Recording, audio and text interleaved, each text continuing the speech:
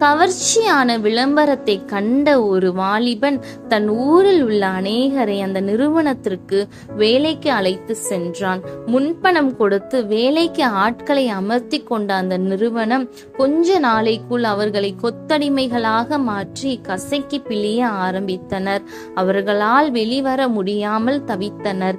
இதை அறிந்த அந்த ஊரை சேர்ந்த பெரிய செல்வந்தர் ஒருவர் இவர்கள் மீது இரக்கப்பட்டு சொந்த ஜனங்களை மீட்க அவர்கள் வாங்கியிருந்த கடன் முழுவதையும் செலுத்தி அந்த கொடூர முதலாளியின் பிடியில் இருந்து கடன் ஒப்பந்தத்தை ரத்து செய்தார். இந்த செய்தியை கேட்டும் அறியாமையினாலே சிலர் கொத்தடிமைகளாகவே இருந்தனர்.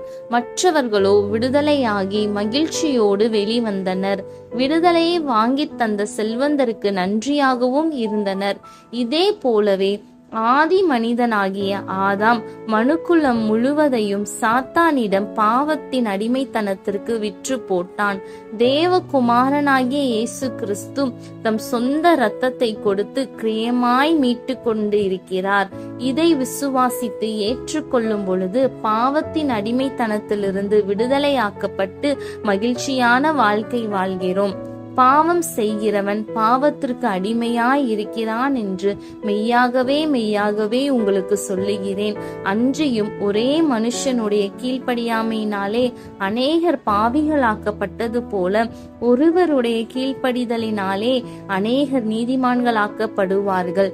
குற்றமில்லாத மாசற்ற ஆட்டுக்குட்டியாகிய கிறிஸ்துவின் விலையேற பெற்ற இரத்தத்தினாலே மீட்கப்பட்டீர்கள் என்று அறிந்திருக்கிறீர்களே. ஆமேன்.